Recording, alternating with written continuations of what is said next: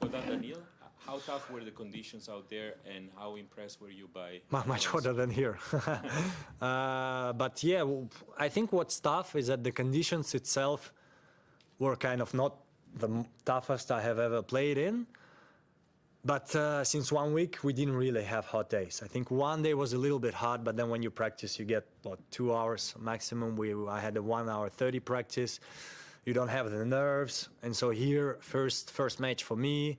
I mean, he's not used to Grand Slams also yet. So a lot of nerves. The heat is there. So physically, it's not easy. I think every match I saw was looking. Some guys are better, some guys are worse, but it's tough for everyone.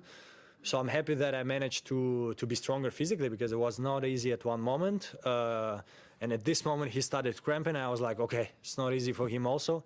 Just have to stay in there, and happy to go through. Questions in English first? Raise your hand. Thank you. Slovene Gordon Medvedev. Thank you. Talking to Novak yesterday, he said that, playing qualifiers in the first round and putting yourself in a tough spot sometimes demands of you to pretend that everything is okay, to show a certain body language which does not indicate that you're in trouble. While Andrei yesterday said that he was in a bit of a panic in the 5th set. So what do you do in such situations when things, appear to be? Yeah, I think you always try to show as less as possible to your opponent. And then sometimes it happens that you show it either because you were tired and you couldn't handle it anymore or something like this, or because you had too much frustration.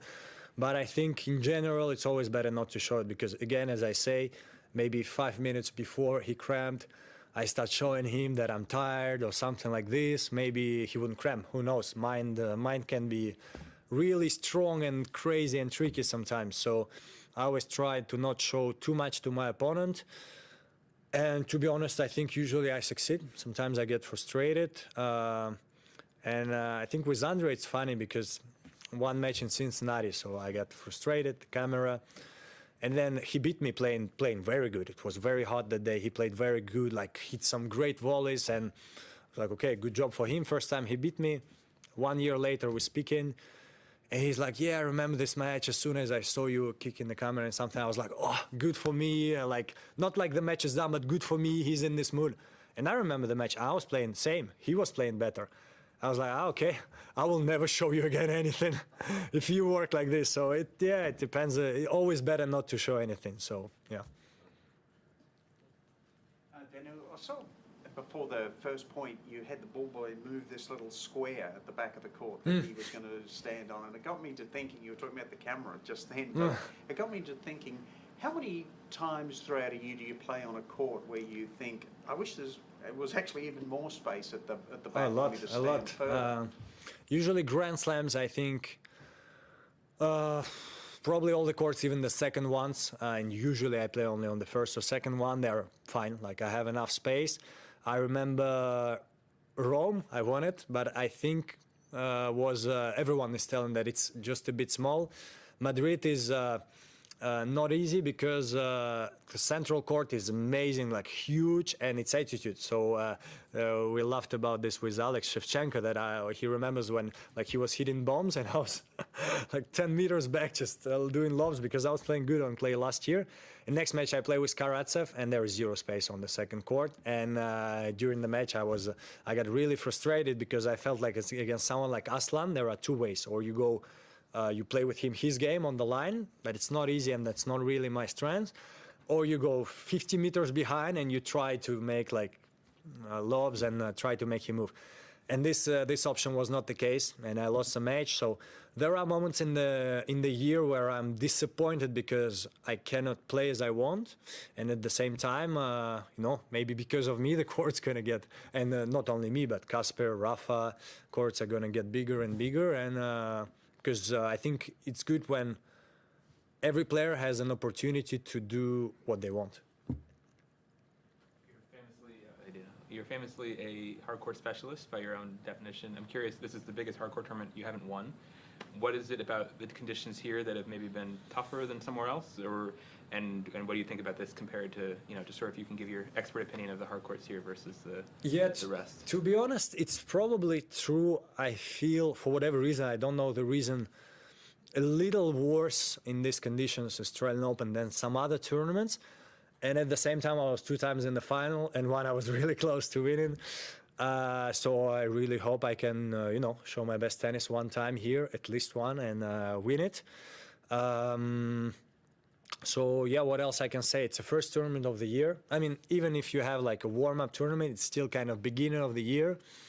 So the sensations are different, whereas like I feel at US Open, I feel like many times I peak because you're still not yet exhausted of the season. And it's like, for me, like the best moment where you had a lot of matches coming in, Toronto, Cincinnati, have 1 week of practice and you go for it. Or in Australia, it's different. You have a preseason, so you know you're going to be ready for the season, but for this exact tournament, not sure. So I feel like today I played well, even losing the first set. I feel like it was good for the first match, so I hope I can only play better and better and try to win it. If in your first match that felt different than you expected, because obviously this was a new strategy for you. I think physically was tough, as I say, with the heat. Not sure it would be different if I had a warm-up tournament, but physically was tough. In terms of tennis, I felt fine. So yeah, happy to win. If I would lose, I don't know what I would say, but I won, so let's see how it goes next. Novak mentioned last night about fans coming down between games and not necessarily the change. Did you notice that today, and is that something that would bother you while you were playing? I think it depends where. If they're like, usually when they're on the side, it's fine. If they're just behind, it can bother, yeah. On return or serve, for me, it's more even return. Because on serve, at least you toss the ball up. On the return, the guy tosses the ball up and you see all this movement. So it for sure bothers me a little bit. And I think the thing is that on slams, it's only 1 minute changeover. So for sure, 500 people will not enter. And I think, I always said this, I think this changeover should be bigger. I don't see why. I mean, because we still stay there, because we're used to 130 on ATP Tour. Today is like 32 degrees. Sit down, it's 40 seconds, you drink a sip of water, you're not going to stand up. Today, me and Terence, we took like 30 extra seconds all the time. So I think it should be just 130. Everyone can sit down. The advertisement on TV can be 30 minutes longer. I think they win some money. The only thing that maybe it makes the matches longer, but then some guys bounce the ball for 20 seconds, and we need to see many other rules. So I think it should be 130, and then maybe it would be easier for the public also. That's two. There and there. I'm just curious, did you know about him before his game, Terence? And do you think he was really on fire today, or do you think he could maybe be one top 100 in the next month? First of all, I didn't know him at all before. I knew the name, not the game. I knew he's lefty. Everyone told me he can play well, serve well. Everyone told me very dangerous forehand and not so good with the backhand. Honestly, I don't check the stats, so I don't know. You can tell me next time.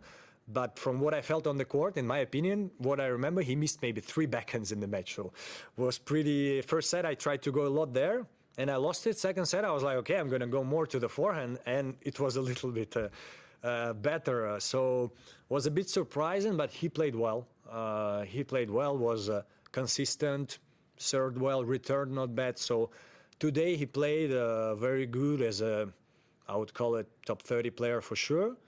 And then it's the question whether he can play like this all the time or not. And this we never know. We see at the end of the season.